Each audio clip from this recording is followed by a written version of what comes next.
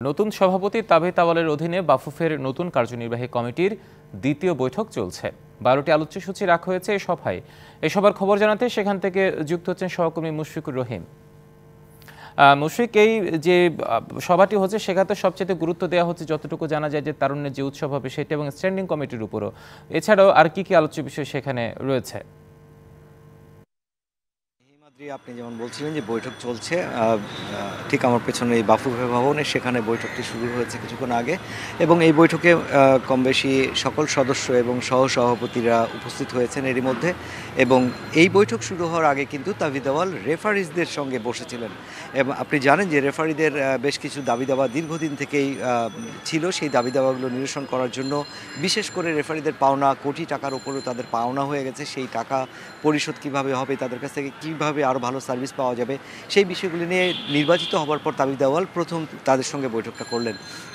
এরপরে যে বিষয়গুলো রয়েছে, যে মূল এজেন্ডা আজকের নির্বাহী কমিটির এই সভার, সেই এজেন্ডার মধ্যে রয়েছে তারুণ্যের যে উৎসব হবে সেই উৎসবে ফুটবলকে কিভাবে সম্পৃক্ত করা যায় সেই বিষয়গুলি আলোচনা হবে। 11টি স্ট্যান্ডিং কমিটি এবং 12টি অ্যাডহক কমিটি করা হয়েছে ফুটবলের উন্নয়ন কাজকে ত্বরান্বিত করার জন্য, এবং সেই কমিটিগুলো আজকে পূর্ণাঙ্গ কমিটি হিসেবে রূপ নেবে এবং অনুমোদন পাবে আজকের এই বৈঠকে। এছাড়াও গুরুত্বপূর্ণ বিষয়গুলোর মধ্যে আরও রয়েছে বাফুফের যে প্রকিউরমেন্ট সিস্টেম, যে কেনাকাটার যে পলিসি, সেই পলিসিটা কী হতে পারে। কারণ আপনি জানেন যে এর আগের যে কমিটিগুলো ছিল তাদের অধিকাংশ দুর্নীতি বা অন্যান্য যে অভিযোগগুলো এসেছিল সেগুলো কেনাকাটার বিভিন্ন সেক্টর থেকে কিন্তু। বছর শেষের খুশি নগদে হবে বেশি। নগদ পেমেন্টে নির্দিষ্ট ক্যাটাগরির কেনাকাটায় 300 টাকা পর্যন্ত ক্যাশব্যাক উঠে এসেছিল।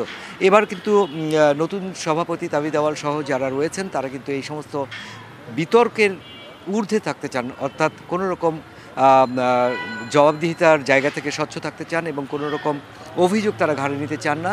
সেই জন্যই এই বিষয়গুলোকে অনেক বেশি জোর দেওয়া হচ্ছে। সেই সঙ্গে বাফুফের যারা কর্মকর্তা নিয়োগের যে বিষয়গুলি সেগুলো রয়েছে, সব কিছু মিলিয়ে 12টি বিষয় নিয়ে আলোচনা হবে এবং আজকের এই বৈঠক থেকে কিন্তু ভবিষ্যতের ফুটবলের যে কার্যক্রম পরিচালনা হবে এবং সেই বিষয়টি কোন পলিসিতে হবে সে বিষয়গুলো উঠে আসবে।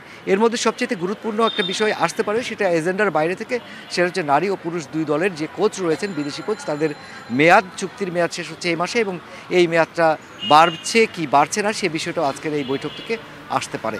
হিমাদ্রি। মুশফিক, আপনাকে ধন্যবাদ আমাদের সাথে যুক্ত হওয়ার জন্য।